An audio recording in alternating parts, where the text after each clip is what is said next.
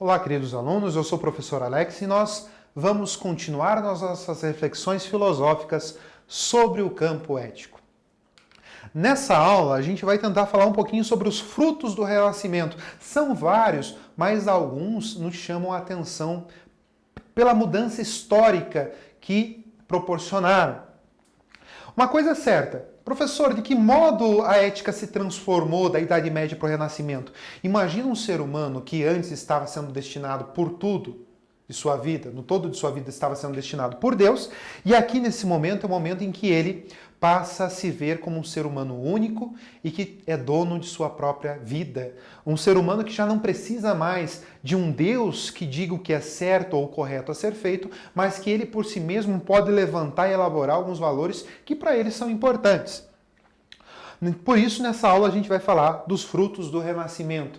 E uma das mudanças a gente consegue notar até mesmo em obras de arte. Leonardo da Vinci, o escultor, artesão, o pintor, ele traz muito disso. Se até então as obras de arte estavam voltadas a, por exemplo, retratar anjos, religião, a passagens bíblicas, o Leonardo da Vinci começa a se preocupar em retratar o próprio ser humano. O homem vitruviano é um exemplo disso. O Leonardo da Vinci, então, ele retrata um homem diante de sua totalidade. É uma obra de arte que quer mostrar o quê? O próprio ser humano. Então, essa valorização do ser humano, ela é muito importante. Lembrando também, essa passagem do teocentrismo para o antropocentrismo, ela não pode ser esquecida. É uma das mudanças mais fundamentais e que vai por fim à Idade Média. A saída do teocentrismo e a entrada ali no campo do antropocentrismo, onde o ser humano ele passa a ser dono de si. Deem uma olhadinha no slide que vai passar para vocês, no pensamento de um filósofo e de um romancista italiano. Ele diz o seguinte, o homem é um ser revestido de dignidade e sabedoria. Ou seja, ele quer chamar a atenção para o ser humano que começa a conhecer a si mesmo. Um ser humano que começa a ser dono de si.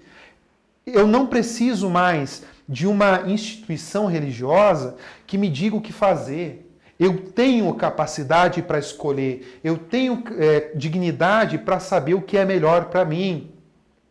Ou seja, nesse momento, principalmente no humanismo, começam a surgir algumas ideias. Por exemplo, ousar ser quem nós somos. Eu preciso me entender a própria reforma, os movimentos reformistas, o luteranismo, o anglicanismo, ele vem disso. Eu não preciso ter medo de ousar pensar por si mesmo. Um fator importante para o próprio iluminismo, quando Kant diz, sapere aude, ouse saber, faça com que o seu pensamento ele aconteça por si mesmo, sem medo, sem vergonha e sem pudor. Um pensamento interessante também, o que eles começam a entender?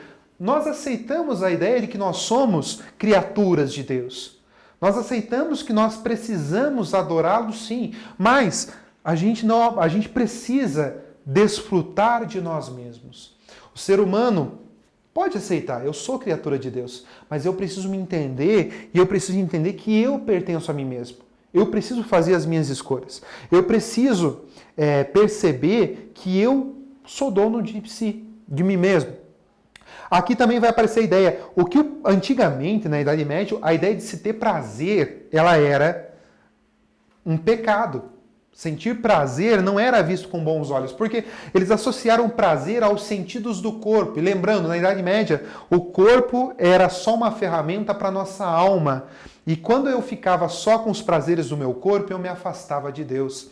Um exemplo interessante para a gente perder isso, nos grandes mosteiros, nos conventos, os sacerdotes da época costumavam usar exercícios de autoflagelação. O que significa isso?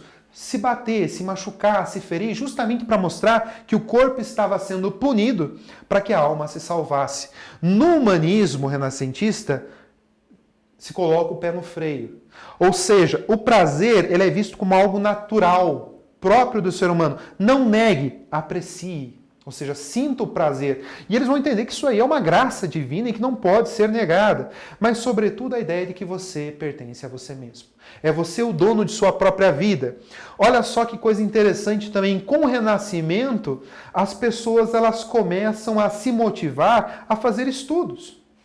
Antigamente, se estudar na Idade Média, estudar um corpo, um cadáver, era um pecado gravíssimo, que levava ao tribunal da Inquisição e que poderia te levar à fogueira.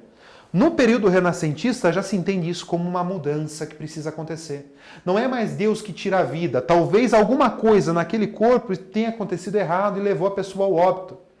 A investigação da medicina ela começa a acontecer nesse sentido com a ideia de você estudar os cadáveres, o que para a Igreja Católica era horrível, era um pecado extremamente grave, você violar a santidade de um corpo, que foi o local onde uma alma um dia residiu. No renascentismo, eu tenho essa ideia, eu preciso estudar.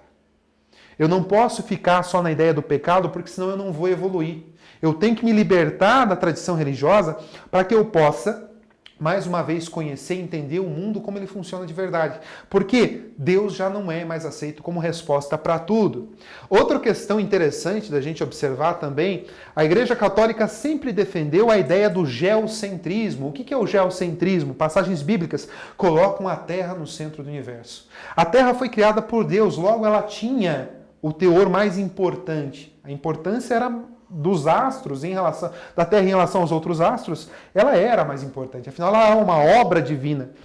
E ela sempre foi colocada no centro de tudo, onde ela ficava parada e o Sol é que girava em torno dela. Isso se chama geocentrismo, como vocês podem ver aí na charge que está à mostra para vocês. O Nicolau Copérnico, um religioso, e ele vai oferecer uma segunda oportunidade, através da experiência, através da visão, do empirismo, da constatação, que por sinal também é uma mudança de pensamento.